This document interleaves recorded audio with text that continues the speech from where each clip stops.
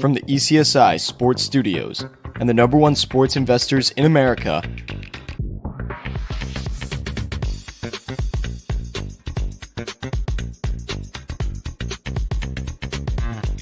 we bring you the closing bell. As the market closes, legends Jeff Dawson and Riley Magnuson bring you all the sports investing tips for tonight's matchups.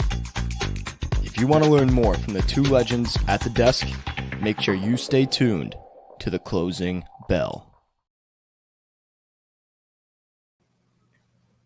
Good afternoon, sports fans from all around the globe. I am the co-host Jeff Dawson, East Coast Sports Investors, and this is your closing bell for Tuesday, October 3rd, 2023. The MLB playoffs are here. Holy cow. Shout out to Joseph Shea, Evan Lewis, Alu, Bennett, Cade, the men behind the glass. Big shout out to Travis and Zach on our partnership with WagerWire. If you have not downloaded the app, please go to wagerwire.com, download the app. We got some shows coming up with both of them to start talking about their app, where they are, where they're going, as they are connected with the biggest icon in social media, Mr. Jake Paul and Bet-R. In their sports book, and they got big plans to hit the Vegas show and then some of the other big casinos and companies all across the planet. Exciting times for us, exciting times for them on our partnership, and it's just the start, as Karen Carpenter once saying, we've only just begun. So today, me and Riley talk a little about the Seattle Sack Exchange, as they just put a whooping on the New York Giants. We have some day baseball games going on right now. In the bottom of the seventh, the Texas Rangers, sorry, Scotty, beating the Tampa Bay Rays 4-0. 3 errors by the Rays. Cannot have errors in playoff baseball. And Minnesota Twins, who have lost 18 straight postseason games, scored 2 in the first and lead the Blue Jays 2-0. 7:08 Arizona at Milwaukee, Fat versus Burns. And then at 8:08 Miami at the Phillies, Luzardo versus Zach Wheeler. So we're going to talk some playoff baseball and just have a little good time here as me and Riley get back into the swing. The closing bell will be here today, tomorrow. And we're going to do a breakfast bankroll on Friday. We're going to get you guys set up for the day and night and talk some Big Ten action as well. So without further ado, let's bring in the co-host, Mr. SouthSide Riley himself. What is up, Riley? What is up, my friend? Happy Tuesday afternoon, kickoff of the baseball playoffs. I am ready to rock and roll, my friend. As you mentioned, if we want to kick it off right there, the Seattle Sack Exchange is a pretty good term for it. Not only was that a total embarrassment, but the Giants take away that second half against Arizona, and I believe they've scored 1 offensive touchdown this year. In that 49ers game. And so things are pretty ugly. I believe it's 64-3 at home deficit this year for the Giants. So as someone who has a ton of belief in Brian DeBoll and still think he's one of the better coaches in the league, their offensive line and Daniel Jones as a combination is obviously looking ugly. I mean, there's really not anything nice to say about what we saw there. I mean, you had the moment where they could have made it somewhat interesting. I think everyone believes that. Even if they scored that touchdown as opposed to the 97-yard pick six, I still think there's not a lot of people that believe they would have came back and won that game, getting the ball back after that again. But nonetheless, that's obviously the backbreaker of all backbreakers right there. But and I had a lot of optimism for that passing game, so I got to eat it there. And then Darren Waller, it's obviously playing both sides where I thought Darren Waller could have a nice game, but I think I also said, you say that, but then you're going to look up and they're going to be down by 3 scores, and he's going to have 1 catch, 2 catch for 10, 20 yards. And I believe that's exactly, I think he finished with 3 catches for 21 yards. So a search party out for that man.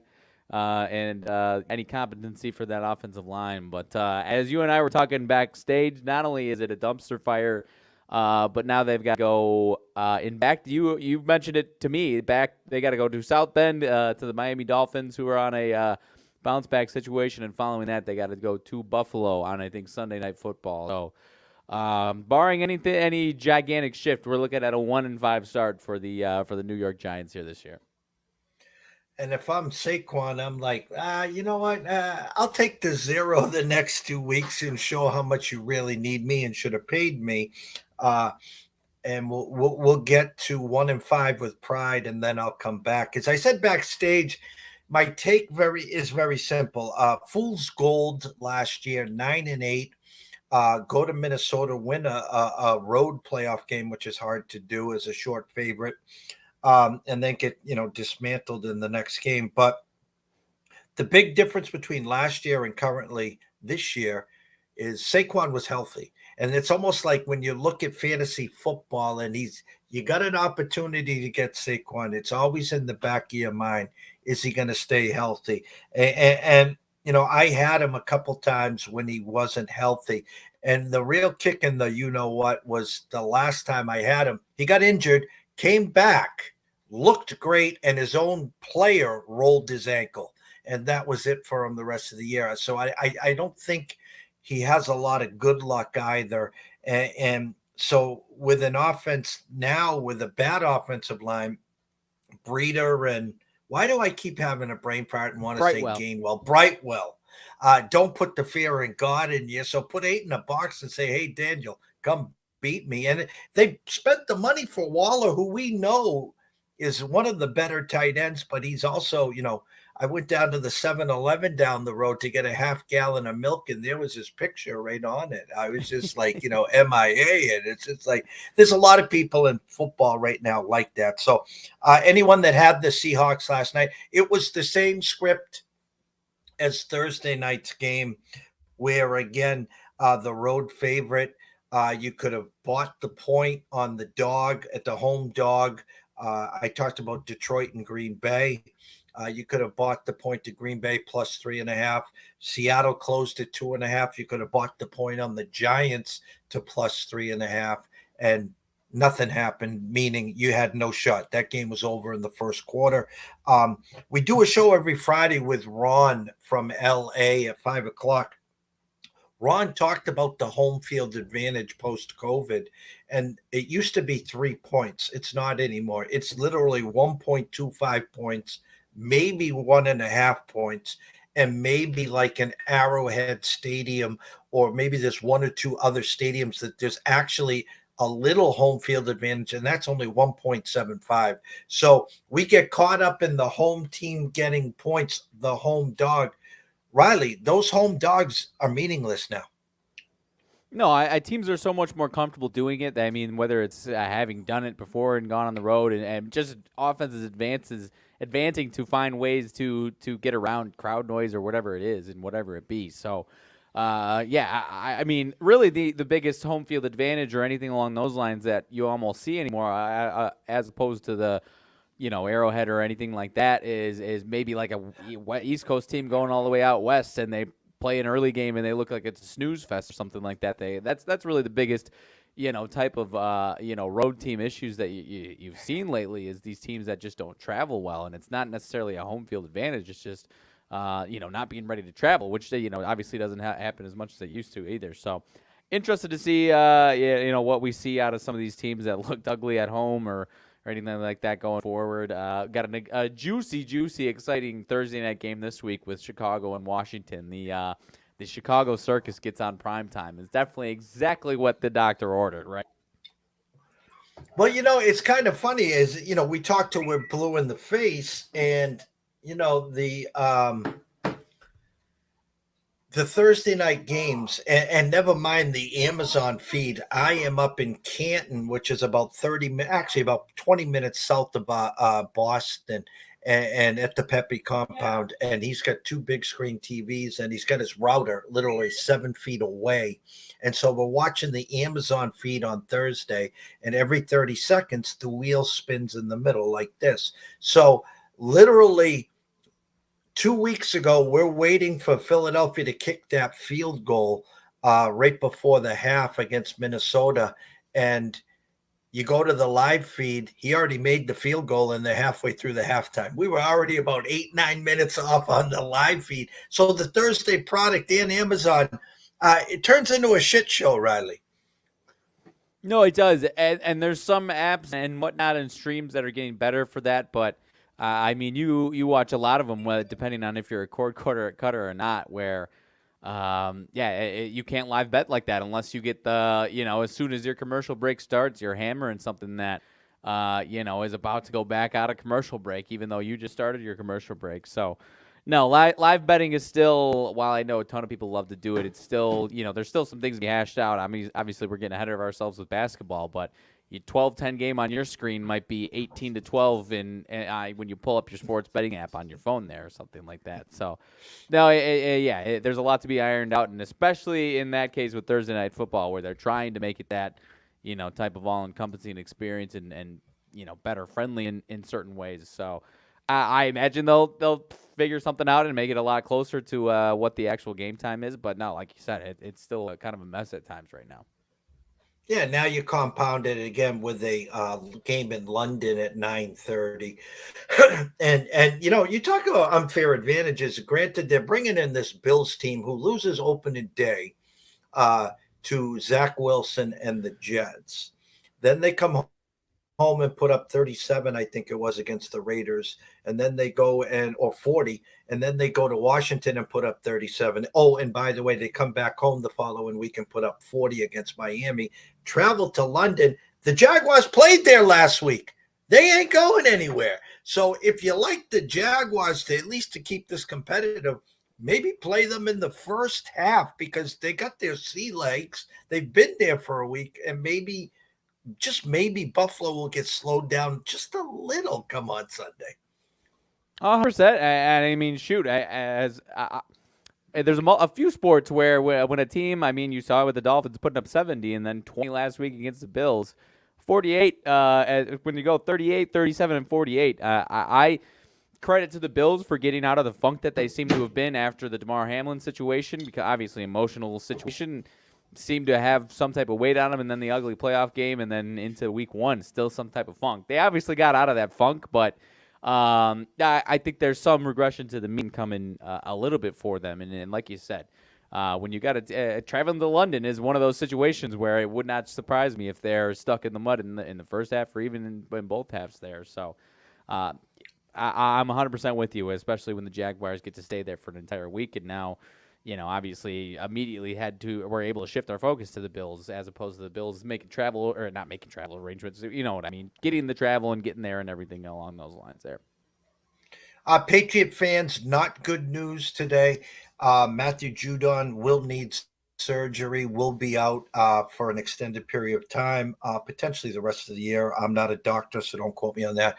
And also Christian Gonzalez will be out for Sunday's game against the Saints. Obviously a must-win game. My true number was 2, down to 1.5. I don't have the report whether Derek Carr is going to play or not. I do know an absolute must-win for the Pats. The natives are getting restless here. I know it's only Tuesday, Riley. What's your initial thoughts on Pats and Saints?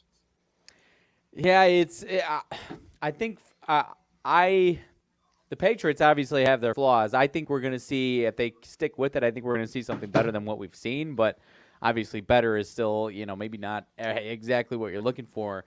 And on the Saints side of things, they had it look like a team that might be a really, really successful team all season long with the 2-0 start and then 17-0 on the Packers. And then Derek Carr goes down and they haven't looked the same since offensively. And defensively, obviously, weren't very good against Baker and the Bucs. So I have some faith in the Saints team, but it's a situation where they're going on the road for it against a team that just lost 38-3, and that team is the team that's favored in this game. So, I think this is going to be an interesting one, and I think one of these teams is going to look a lot better, and the other one might be still a little stuck in what they've been stuck in the last couple of weeks. So, For a Saints team that a lot of people had winning the NFC South because their schedule isn't too tough, I guess it's not a situation where that's a must-win for them. Maybe the Patriots get the win because they have more sense of urgency down, at 1-3, where obviously the Saints are going to feel like they need to have some sense of urgency. But you've got,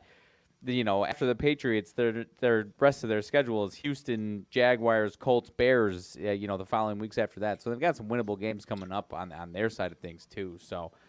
I'm not going to give a lean out, but, for this game, I think there's a lot of reasons to like the Patriots. As far as the season as a whole, I'm also not giving up on the Saints as far as they're concerned in the NFC South. And the funny thing is the squeaky wheel's been getting the ball of late. I know Stephon Diggs was crying and complaining, and then he's like, oh, don't worry, we always do that here. And then he's been getting force-fed. I know A.J. Brown was crying for the Eagles, and he's been getting force-fed.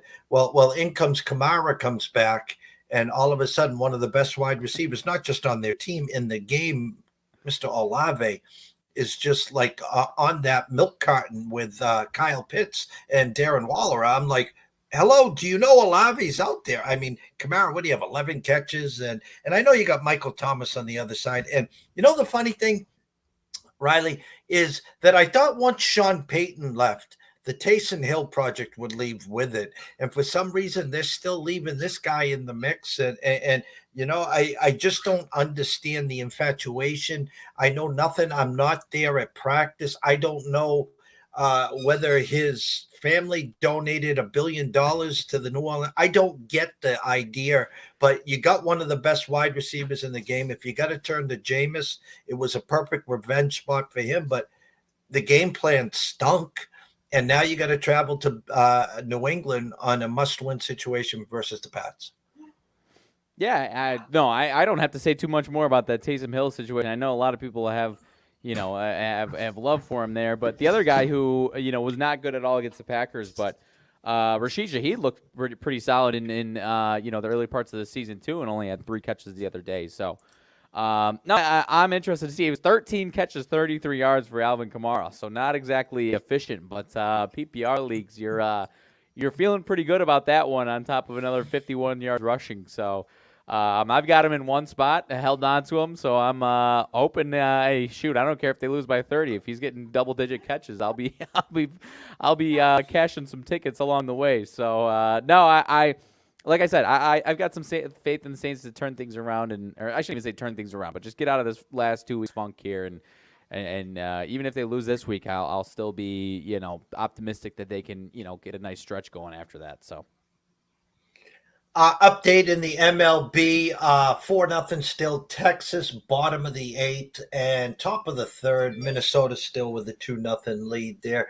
Before we break down the last 2 games for tonight, did I see correct on social media? I think it was Twitter. White Sox made a couple moves, coaching-wise. Did they let a couple of people go? If you might be ahead of me on that one. The White Sox season ended 2 months ago, as far as I was concerned. So. If you got me missing out on the information, that is on me. But I actually did not see that at all. So I will get a double check on that. But no, like I said, I went out to dinner a couple months ago. Hadn't watched a White Sox game in at least a month. And it's on 90% of the TVs in the bar. So and then I sit down and I'm getting mad already as we're sitting down and they're force feeding it down my face. But they made they claimed somebody off of waivers. That was the only thing I see here and saw. I don't see any at least on their main page. I don't see any coaching changes, but I would be surprised if they don't do anything. So maybe it was speculation, or okay, maybe it was a couple. I got their main page up and did see it. It was a couple smaller names, which to me might have been first and third base coaches, but again, I didn't recognize. It was a quick look. No, you're right. I don't know why their main page wouldn't have said this, but they relieved Daryl Boston, who's been around one of their base coaches and bench coaches for a long time, and then they kind of just shuffled some other people around. But Daryl Boston, it was probably his time to go anyways, but that one's not really a groundbreaking situation there. And then they kind of moved some people around, so nothing major there. Well, I do know the hot stove is going to be one fun off season for us there as we're talking college basketball and college football and NFL and yada, yada, yada, because, obviously the big prize is Shohei. Initially, Mike Trout was available. I know there's some big pitchers. I mean, Kershaw's a free agent, but we know if he's going to come back, he's going to go back to the Dodgers. We know that for a fact. It said today on the Padres, which kind of surprised me, that they're working on an extension for Soto. I thought Soto might be that piece, because if the Padres sold at the All-Star break, they would have got rid of Hader. They would have got rid of Soto as well, but now they held on to them both. I think Hader might be a free agent this year, but there's going to be some big, big names. And the big name, of course, is Shohei. I still think he's a Dodger. I could see him going to Seattle. I'm hoping he ends up a Giant. That's my take. Any feels on Shohei? Yeah, Giant was the other one that I was going to mention there. And, man, I mean, if you're the Angels, with the way things turned around, I mean, how ridiculous do you have to feel if you're an Angels fan if he moves on and you get nothing to show for it and no success on your actual team other than some enjoyable regular season moments. But, I mean, shoot, Dodgers is obviously the consensus, probably, the most, likely I think people are imagining. But I'll throw in the Giants along with what you, like you said there, as a serious option. I mean, they were going aggressively at Aaron Judge, so they're trying to make that big signing. So, yeah, I would not put it past them to be at least very aggressive. And if Shohei doesn't go there, it's just because he didn't want to go there. Yeah, the Giants, the way I understood it, offered Judge $50 million more than what he ended up signing for to go back to New York. Right. So obviously we know they were in there for the big dollar, the big signing. I would love to see him go to the Giants. I would like to see the Giants relevant again. If not, I think it would be a great fit in Seattle. I know the success that Ichiro had there, and I think with that young nucleus that they have, both pitching and offensively, it would be fun to keep them obviously in the American League there. 2 games tonight, Riley. 7:08 Arizona, Milwaukee. Fat versus Burns. My initial numbers I had was Milwaukee minus 190, Diamondbacks plus 170 with a 7.5. Right now at Circa, it's an 8 over minus 15 cents. Brewers down to 179. You can get the D-backs plus 162. Your initial thoughts on that? Yeah, and I can't remember if you mentioned it already in the show or if it was when we were talking pre-show. But I mean, it's you have to win this game if you're the Brewers. With not only no Woodruff, even if Woodruff was playing, this is one where you say, okay, there's no way we can lose this game, or we can't let ourselves lose this game because the Arizona Diamondbacks get the rollout. I can't remember who was first and who's second, but Gallen and Merrill Kelly after this game. Whereas the Brewers just, Freddie Peralta is a fine starting pitcher if they choose to use him in one of these 2 games. But at the end of the day, they just don't have to, they aren't able to match it after that and choose to go with Corbin Burns today. So Burns has got to be good today.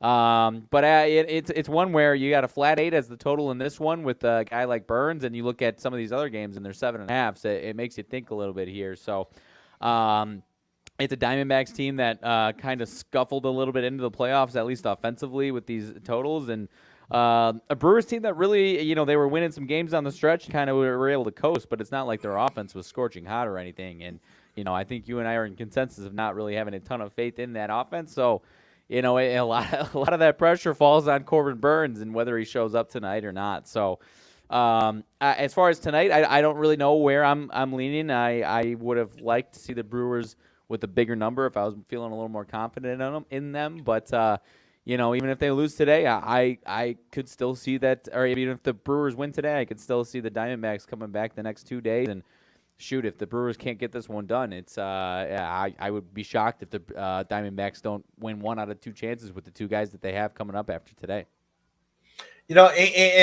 How we read, Minnesota just put one up, now up 3-0, bottom of the 3rd.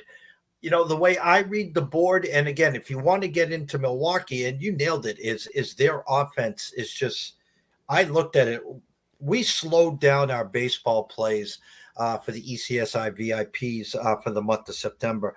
I do know about a week or 10 days ago, we took the Brewers team total.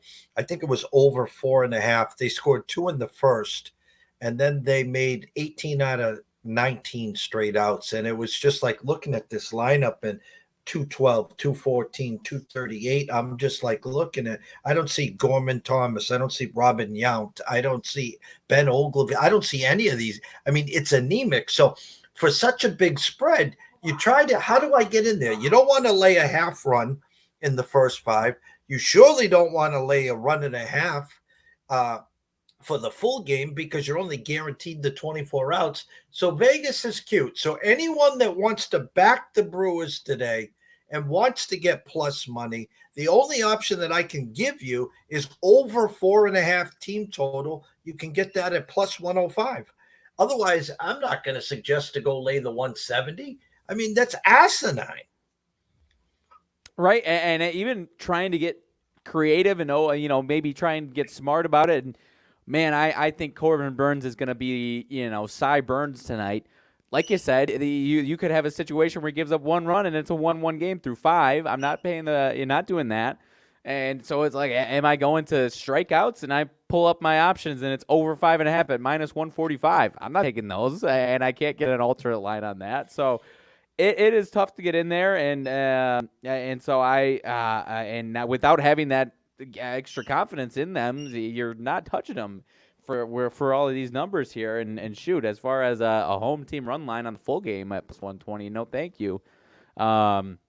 So no, I mean you're either going aggressive with some runs and doing that, or you just flat out think that the Diamondbacks are going to have some success on Corbin Burnes, which obviously makes it a little easier to get into if you have those strong thoughts. But Burnes could be great tonight. But even if you have the most confidence in him, this offense, like you said, I mean, Yelich at the top of the order is obviously one of their better hitters, but it's not like he's MVP Yelich by any stretch. So, no, it's an interesting one where you could be looking at a 2-1 game or a 5-4 game. It's one that there's a lot of ways this one could break down. The nightcap is Miami at Philadelphia. We know Philly's success last year. The play-in game against the Cardinals, should have lost that game. Top of the ninth. A play that they work on the first day of spring training with the pitcher covering first base didn't happen, allowed the Phillies to score 4 runs and then propelled them to win 2 series after that and make it to the World Series. Luzardo versus Wheeler. Interesting, where my number was 165, the Phillies favored. Could have grabbed the Marlins plus 149 with a 7.5. It's 7.5 juiced under at circa 155. So a little Marlin money coming in. Plus 141 if you like the Marlins. I called up our buddy, Mr. Dave Sharapan, who's, big-time Philly fan, close ties. He thinks the Marlins are live in this series. I think both teams are going to score some runs here. I'm not going to suggest to go over the total, but I looked at some team totals, and I can get the Marlins plus 115, team total over 3.5. So I just need to get them to 4. I'm not saying, again, it's a huge offensively powerhouse of the Marlins, but they're coming in good form. They're playing with house money. The Cubs faltered. They got in. Everyone expects the Phillies to win. Here comes Zach Wheeler, just like Corbin Burnes, expecting big things. The Phillies team total 3.5 over minus 145. So it's like, well, am I going to spend the juice on the Phillies to win the game, or am I going to spend the juice on them just to get to 4? And it doesn't matter who wins the game. Right. And as far as this Marlins team as a whole, I mean, they are. Yeah, you're preaching the choir as far as saying a Miami Marlins team is live. I told you, and I mean, go back, early parts of the baseball season. This Marlins team was one of my heftier. Was my heftier as far as over/under season totals for any team this year. Was the Marlins over 76.5, 75.5, 76.5, which obviously 84 wins. I was maybe hoping for a little more, but when I initially went down for it. But as far as this pitching staff is concerned, you go through and it's a young pitching staff that could, look horrific in a few days, and we could be talking about what the hell just happened. Or it's a pitching staff that could look really, really, really good and put themselves on a much bigger map as far as baseball fans are concerned, because at least in today and tomorrow's case, you got Luzardo and Braxton Garrett, who you look through some of the body of work this year, and you're like, man, both these guys have had some stretches of looking like, all-star level pitchers here. And then obviously you look through and there's some, Luzardo himself, you've got some goose eggs, 1, 2, 3 hit performances, some great teams, and then you've got one where 10 hits, 6 runs. So from that standpoint, it is a little bit up in the air, and frankly, it's a guy that is one of my favorite pitchers to find value on, whether good or bad. Of due for an ugly one where he's giving up those 6 runs, or after that outing, due for a fantastic start. So it's a tough call to make as far as tonight is concerned, what guy you're going to see as far as that's concerned. But it's another guy that's got some postseason experience going back 2019, 2020, I think. With Oakland, actually has some body work in the playoffs and fairly successful to some degree in his young career over there in Oakland. And I can't remember if he did it somewhere else after a trade or not. But nonetheless, I got a lot of I think saying the Marlins are live is a fair call in both today and tomorrow's, or in the series case, I should say. And as far as tonight is concerned, yeah, I again, you could see a bad Luzardo, but at the same time, I think I'm leaning more towards a handful of runs either way, as opposed to a 2-1 type game altogether here in this one, or something along those lines. Yeah, I think you got a better chance. I mean, if I'm reading the board correctly, I think in the Milwaukee, Arizona, Vegas has got this pegged 5-3, which means the Brewers get to their team total and Arizona gets stuck on stupid and get hooked there. And I don't agree with the 7.5 in the Miami Phillies, just because I know the explosiveness of the Phillies. I know what Luzardo has looked like his last few starts. I know the place is going to be jumping.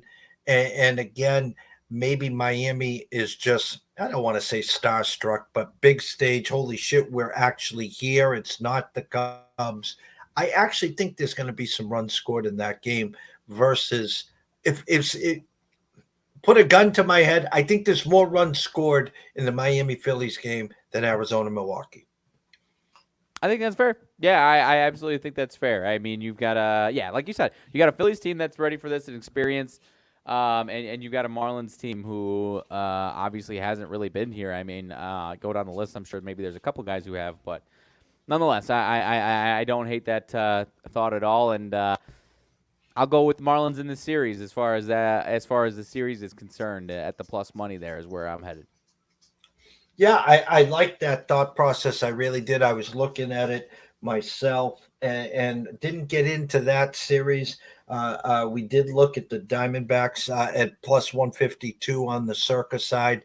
Again, if you like the Diamondbacks in the series, but you thought they were going to lose today, you can wait till game 1. And if they lose, you're going to get a lot bigger price, obviously down 0-1, must win the next 2. But if they were to steal game 1, then they go as the favorite to win that series. So you lose the plus 152 there. Twinkies, 3-0 top of the 4th. It looks like Toronto might have the first guy on as we speak. Bottom 9, 2 outs, no guys on for the Rays. So it looks like they're going to go down 0-1. And Mr. Scotty Webb will not be too happy on the next show. So it'll be interesting to see his thoughts there. Closing thoughts, sir. Closing thoughts. No, I'm excited as far as, especially with that knowledge altogether there. I'm trying to see, I'm drawing a blank what the pitching matchup for that series is tomorrow, the Rays and Rangers there. I'm going to pull it up in a second. Eovaldi and Zach Eflin. So obviously a good one there, but Eovaldi, I mean, shoot, I don't feel too terrible about obviously Eovaldi hasn't been looking as great the last couple starts of the season to close things out, but a guy that's got some experience so far. So, no, I think Texas is obviously if you played this series in the first month or two, I think Tampa probably would have ran away with just about everything against everybody here, but you've got you've got a Rangers team who's probably pissed off they lost the division. I know there was some inner drama or whatever within the division between the Astros and Rangers as far as their celebration or something silly along those lines. So I think you have a more motivated team in Texas there. We haven't been there in a while. You've got guys on the team who have some experience, despite the organization not really being there. So, no, I like Texas. I mean, it's easy to say I like Texas in the series after they win today, but I like them to potentially close it out tomorrow, I guess is what I'm saying. And then you get the Twins tomorrow against their old guy Barrios. So might get one final chance to fade Barrios this year, who obviously has been pretty good most of the year. But nonetheless, no, I'm excited for these baseball playoffs, and we get right into the ALDSs on Saturday with the the 4 teams that get to move on and await these teams that are playing right now. So it's a good time to be alive, and outside of that, we've got plenty of football action coming up as well, NFL and college.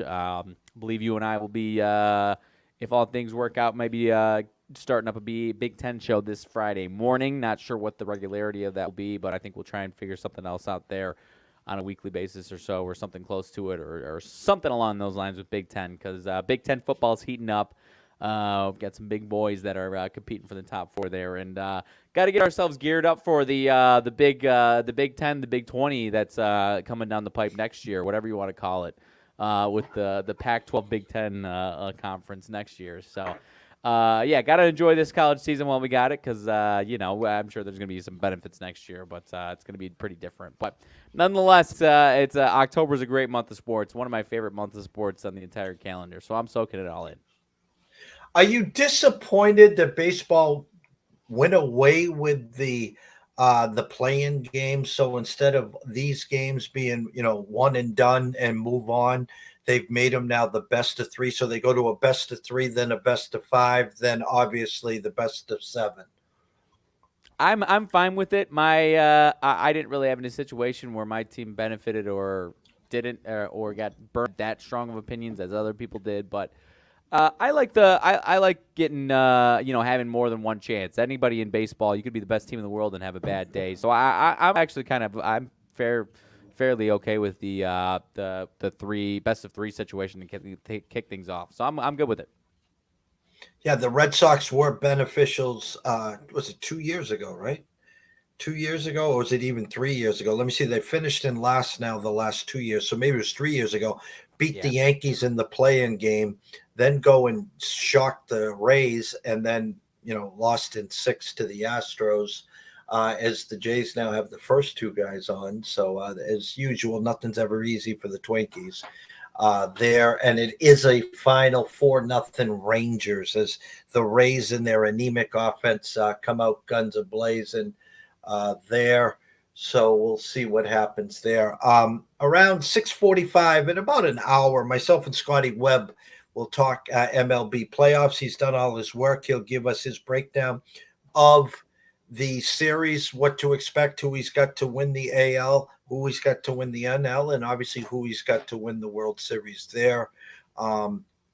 Tomorrow is Wednesday. Myself and Andrew McGinnis will be on at 3 o'clock talking NHL, CFL, NFL. Myself and Riley will be back at 5 o'clock for the closing bell there. On Thursday, I'm trying to think of my days here. Thursday, Julian Edlow will be in the morning. And then Friday, myself and Riley will try to do a breakfast bankroll with a Big Ten.